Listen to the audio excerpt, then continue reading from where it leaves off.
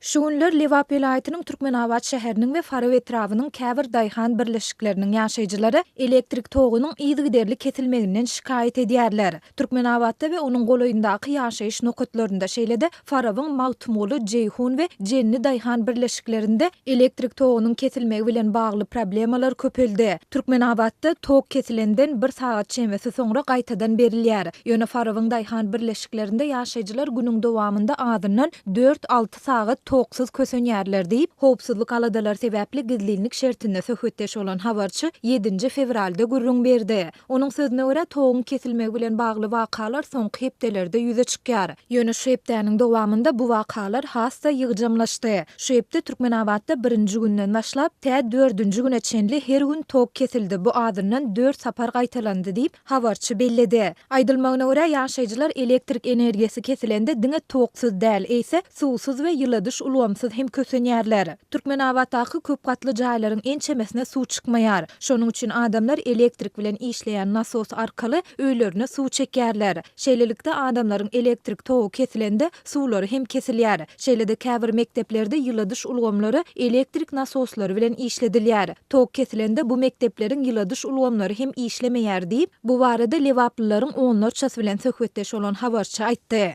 Lebap welaýatynyň häkimetleri elektrik togunyň kesilmeginiň sebäpleri barada ilat köpçüligine düşündürüş bermeýär. Farapyň elektrik edarasynyň telefon belgileri öçük bolup, hiç kim jogap bermeýär diýip, yerli ýaşaýjylaryň biri Azatlygyň habarçysyna gürrüň berdi. Azatlyk radiosynyň Lebapda toguň kesilmegi we onuň sebäpleri barada Türkmenabat şäher hemde Farap etrap häkimliklerinden kommentari almak synanşyklary häzirlikçe netije bermedi. Belläp geçsek, Lebap welaýatynda toguň kesilýändigi baradaky habarlar Türkmenistanda täze döwletary elektrik geçirji ulgamynyň guruluşyna başlanylmagyndan bir hepde soňa gabat geldi. 1 fevralda Türkmen Döwlet Habarlar Agentligi Marynyň Serhedabad etrabynda Türkmenistan, Owanstan, Pakistan ýokary voltly elektrik geçirjisiniň ýurduň çäklerinden geçýän böleginiň düýbüniň tutuluş dawrasynyň bolandygyny eglan etdi. Türkmen häkimetleri ýurtda öndürilýän we daşary döwletlere eksport edilýän elektrik energiýasiniň mukdary baradaky statistiki maglumatlary ilat köpçüligine mälim etmeýärler. Ýöne Türkmen resmileri ýurtdaky durmuş deshalarynyň elektrik energiýa bilen durnukly üpçün edilýändigini aýdyp, energetika senatynyň depginli ösüşiniň onuň eksportyny artdyrmaga ukyplydygyny tekrarlaýarlar. Muňa garamazdan Azatlyk radiosynyň habarçylary ýurduň şäher, etrap we owa ýerlerinde ilatyň elektrik energiýasiniň kesilmegi bilen bagly ýagdaýlaryň ýygy-ýygydan gaýtalanýandygyny dowamly habar berýärler.